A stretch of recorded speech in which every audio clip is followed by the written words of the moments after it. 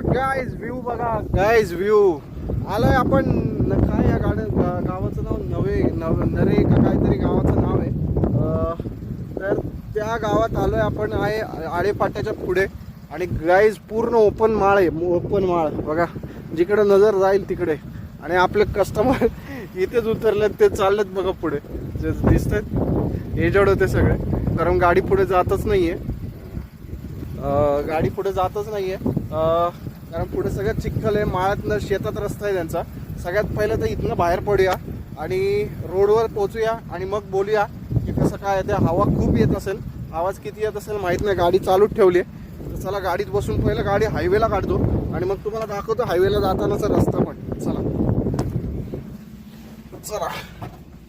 पहिलं उबर चालू केलंय. पहिलं तर उबर ऐरोलीमध्ये थांबलो होतो. माझा 6 सेन्स सांगत होता की बुकिंग लागणार आउट स्टेशनची, कारण लोकलचा रेट इतका बेकार देत होता ना, त्यामुळे इच्छा नव्हती. फायनली पोहोचलोय आपण. आणे गावाचं नाव आहे, आणे. कोणाला माहित असेल तर हे गाव पुणे जिल्ह्यातलं सगळ्यात शेवटचं गाव आहे गाईज, नगर साईडचं. आणि तिकडनं त्या साईडला, जर नगर साईडला येत असाल तर हे माझं म्हणजे जसं कस्टमरने मला सांगितलं त्या हिशोबाने मी सांगतोय तुम्हाला. तर हे गाईज, हे गाव आहे नगर जिल्ह्यातलं सगळ्यात शेवटचं गाव. आणि जस्ट कस्टमरला आता ड्रॉप केलंय.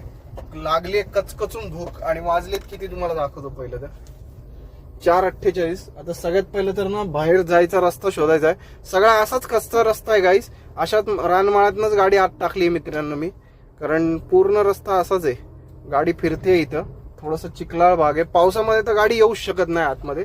पाऊस नव्हता आणि एजड होते म्हणून मी पण म्हटलं चला. आणि हे बघा ना, दलदल आहे, सगळी दलदल आहे इथे, सगळी दलदल आहे. आणि हा जो आहे हा मेन रस्ता आहे. आता आपण लागू मेन रस्त्याला. आपण नाही, मेन रस्ता पुढे आहे. तो जो पोरगा चालतोय ना, लहान मुलगा, तो आहे. आणि हे बघा इथं डबकं आहे छोटस पाण्याचं. हे सगळं पाऊस झाला की हे सगळं पाण्यात जात असणार आहे नक्कीच. आणि गाईज मस्तपैकी प्रवास झालाय एकदम आपला इथपर्यंतचा.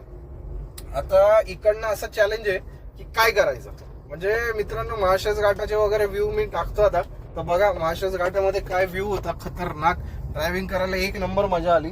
कंटिन्यू 4-4.5 तास दाखवले होते मी. 4 तासात गाडी आणली आहे. डोंबिवली ट्रॅफिक लागलं मला, तरी पण कल्याण डोंबिवली मार्गेच आपण आलो, पण मस्त आलं. आता इथनं विचार करतोय काय